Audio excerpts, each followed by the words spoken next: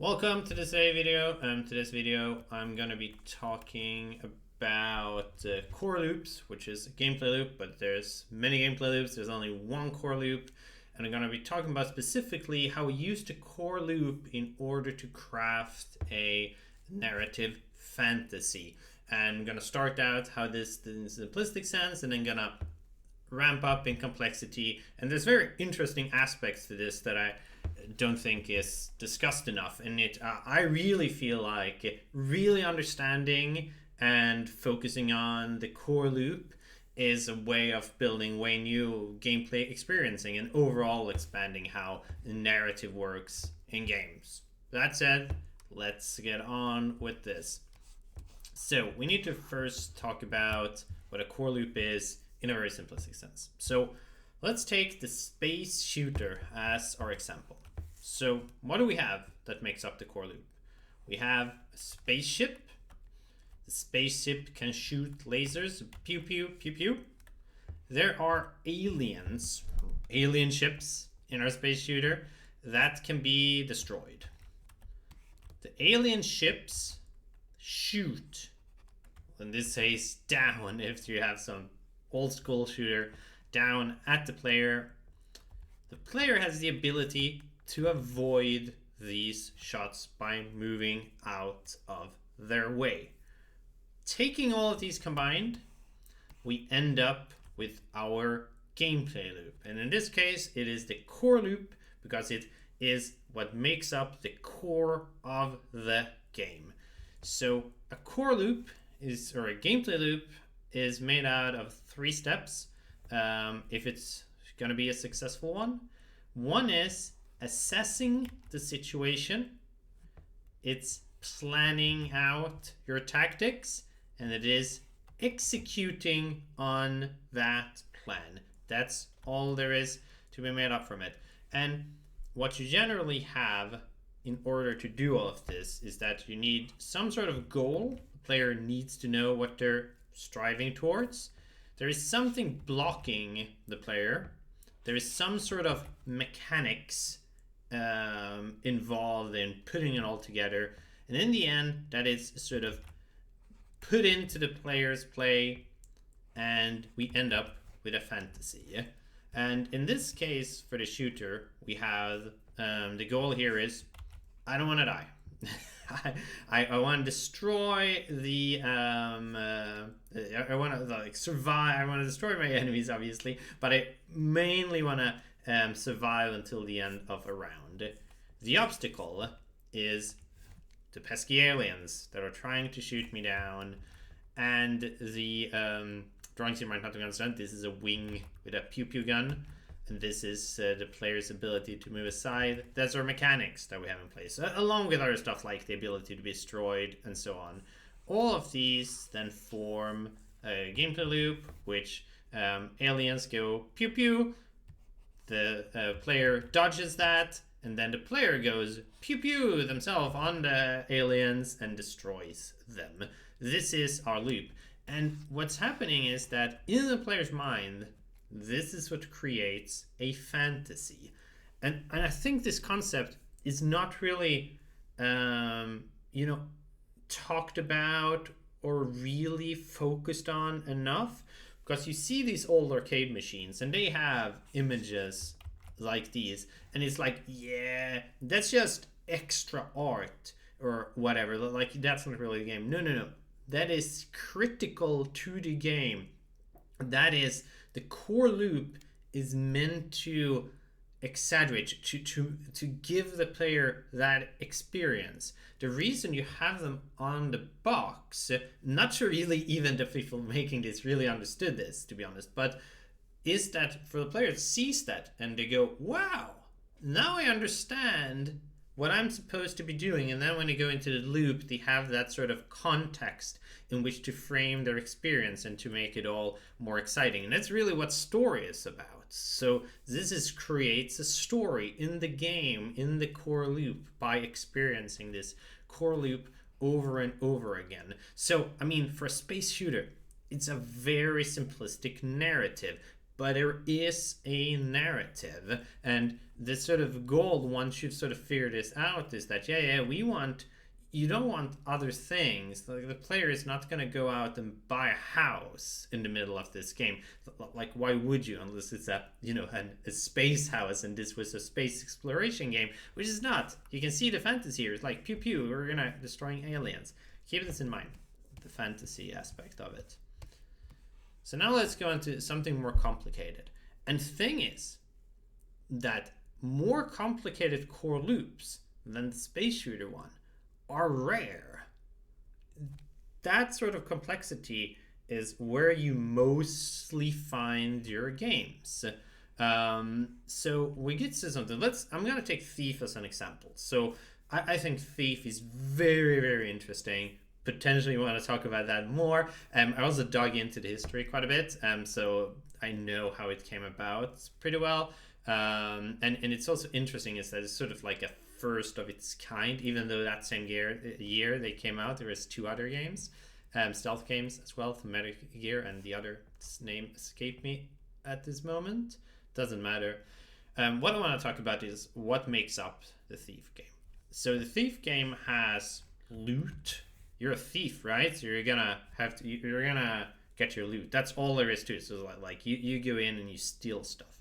There are guards that are guarding you. So this is, we talked about this. This is the goal, right? Get the loot. They're guards. These are obstacles. Or mechanics are a vast variety of things. Like, there's many different bows. There's the club. You can use the sword. Potentially, you can hide in the shadows, and much more. So all of these combine into the fantasy of being a thief and sneaking around. That is all they're building up to, and this is very important. So you get this sort of core loop from this, where you hide in shadows, club down guards, take the loop, and so on. And this is how the gameplay plays out. And then, so let's break that down a bit in the other loops. So it's very important here to just think about this. And so the planning is that, like, the player is, so say, standing here, and they're like, yes, guard here, loot here. What do I do? They make a plan, and then they execute on that plan. And execution might fail, etc. You have to replan again. But again, this is all there is to it. What I want to stress here, if we check on the space shooter loop, this is seconds. This is like 2 seconds. It's like pew pew, pew pew, pew pew, pew pew. That's how you play a space shooter. Very fast reaction times. This is tactics. There are planning, assessment, execution, but it's very fast. In Thief, however, it's slow. So we're talking about something like, a second for the space shooter versus like a minute or so for Thief in the loop. So very different loop, and this is another critical part, because oh boy, does this make the game harder to make when the loop is so spread out for a number of reasons. And the thing is, the first one is none, and this is true for the space shooter as well, none of the things, the club, the loot, that doesn't make a game, that doesn't make our player happy. It's when you combine all of these, that is when we're able to do the fantasy. Similar with the space shooter, like just going pew pew is not that interesting. We're going pew pew around aliens is what we do. And when Thief first started out, it was named the Dark Project, there was a lot of different games names here. But at some point, they one of the producers, can't remember who it was, let's call this Thief, and everyone was like, wow. Now we get it. Now we understand what we're making. Now we've honed in on the fantasy. And not until they had that was it possible to really understand what they were making. So again, I want to stress just how critical this is, because for Thief they didn't have this vision. They didn't have that until at a certain point, and then that changed the whole idea. So having that vision is so critical to understanding what you're trying to achieve the core loop wise. And at the beginning of the game, actually, they started out their design process like, I'm gonna try a few things. So they actually started out like a fencing simulator. And they started out here, and we can sort of see how the design progressed, and it sort of was drawn here. Luckily for us who like Thief games, this turned out to suck. Like, oh wow, it's so hard doing fencing. And then there was a lot of design discussions, and eventually you came about this sort of Thief idea. All of a sudden there was a goal, so now they could search for this, and they can try, and by doing so, avoiding all of this, where I call design attractors, which is things that are fun on their own right, more fun than what you're having with the game right now, but they don't lead to your intended goal. And worth knowing is that this year, this stretch, the game wasn't fun. It took a long while for all the bits and pieces to come together and form the game. So none of these pieces, like, checking your map, that wasn't fun on its own. Hearing the different guards singing, not fun on its own. Dark and light play, arrows, but all together you have Thief. So that's the critical part, and some of these things come in very late, like voice acting. Don't gonna have that until very late, and it's critical in Thief, like listening to the guards. They can teach you about places where the loot are. They can teach you about the temperament. They give you hints on what they're doing. So Thieves is like, they're very, the way the guards talk in Thieves, they're very like, I'm gonna check out that noise. They're very verbal in terms of, like, they're speaking their mind constantly in order for the player to understand. It's the feedback process. This obviously is very similar to how the loop in a horror game works. So I don't want to go further into that, but a lot of like, I'd say most modern horror games, like all modern horror games that are not like very combat oriented or puzzle oriented, 90% of the design from Thief. It's like hiding in the dark, planning out strategies, using a multitude of tools to get by, and depending on what sort of game it is. So it's like in Amnesia Bunker, you have like a bunch of tools, whereas in something like the Dark Descent, you don't have so many tools to get across. But still, it's the same sort of core loop. And yeah, so another things I want to bring up is, in terms of talking about the core loop, is that, and in order to understand this, I think we need to like really hone in on what the core loop is and what it isn't. So another aspect is the meta loop. The meta loop is like, it's a big loop where you repeat the core loop multiple times, and that is not the loop, and that is not the defining thing for the fantasy. It can be helpful. It can be very critical in some sense, but it's not the core loop. We need to, like, if you don't have the core loop nailed down, adding meta loops is not going to help you. So crafting is a good one. So you go around, you do the stuff you do, and like, I'm going to collect things, and then I can build like a stone axe or whatever. And that's a meta thing. Yeah? You have skill trees and stuff like that. So like, I'm at these. I've managed to collect these parts, but I want to move to these. Like, very common in RPGs and whatnot, as an added extra, a meta layer. But again, it's not the core loop. And it's not a defining element for the fantasy as such as the core loop is. And then we have side things, and side things also very important to not mix up. Is you have the core loop, but you might go on tangents and do something else. Very common things is reading notes, like I find a note, or a small side puzzle, like I need to finish up this puzzle in order to go on, and so on. So let's take a look at some other gameplay genres. A very interesting example is the walking sim. So I know some people don't like this. I personally think this is, even though it's a sort of derogatory term, it really fits, and especially if you think of the core loop, because in walking sims there are like, you look at a target, like I should be going there, and you go there. That is the loop. So now, you read notes and there's a story. No, they are the like side things, or in some walking sims, I guess you could also have meta things, but the core loop stays this, and that is a fairly simplistic fantasy. And I think this is the reasoning why some people is like, oh, it's a walking sim, because you don't get that sort of sense of being in a fantasy. And I mean, there's nothing intrinsically wrong here, but I think it's very important that you know this, that you are lacking something in your game if it's a pure walking sim. And I mean, you can take that, own that and so on, but you should know that it's there. Then we have puzzle games. Puzzle games are interesting. So you have we talk about what do they have. So a puzzle game has there is a goal. There are some obstacles. Now this is in the wrong order from what I said, but never mind. Hopefully you get it. But there's no like real mechanics. So, like there's no systemic basis, mostly at least, to it all. Puzzle game here, I'm thinking mostly about adventure game puzzle styles. But let's think about it. So there's obviously something like, say, Portal or something like that, where the systems are more. But I'll get to that in a second, just so you know.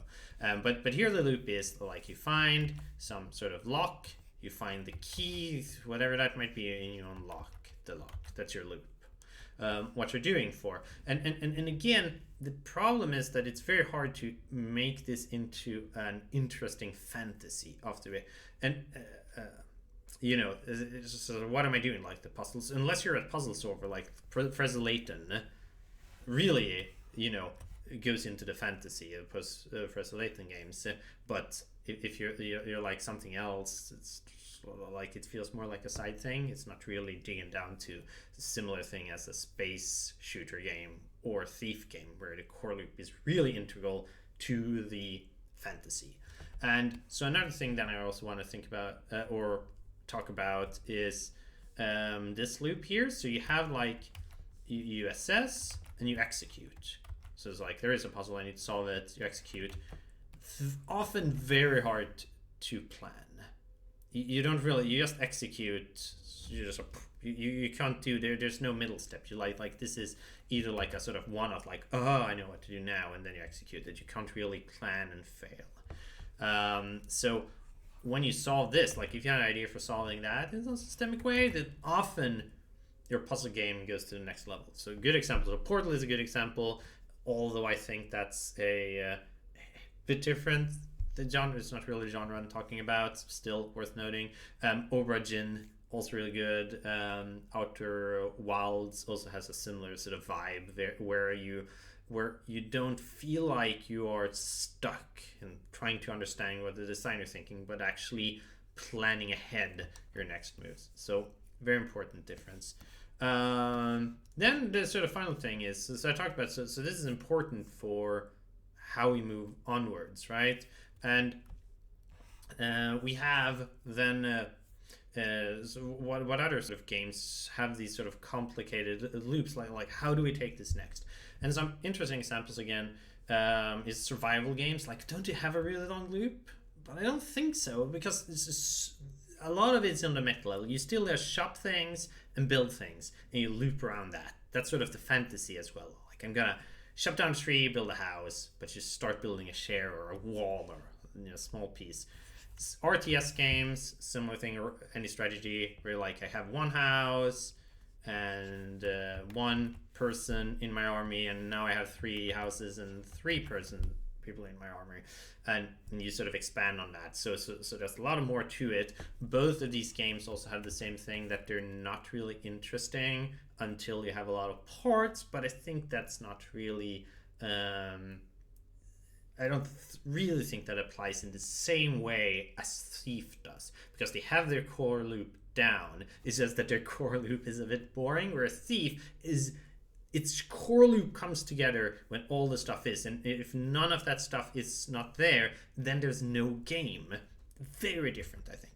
And then we have so that's sort of it. While I talk about the sort of final things to think about is just how important this sense of an idea is.